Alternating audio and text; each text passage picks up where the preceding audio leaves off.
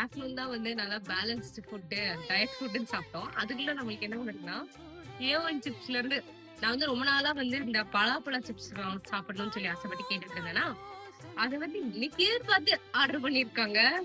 சரி வாங்க பார்க்கலாம். Zomatoல இருந்து வந்து குடுத்துட்டு போனாங்க. Surprise chips. அது எப்பவுமே அப்படிதான். டயட் நம்ம ஏதாவது சாப்பிடுற அன்னைக்கு தான் நம்மளுக்கு வந்து இதெல்லாம் கிரேவிங்ஸா இருக்கும்.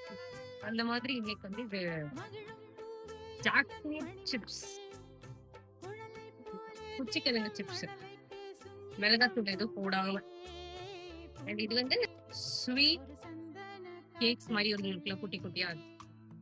ஏ1 சிப்ஸ் பேக்கிங் சூப்பரா இருக்குல்ல?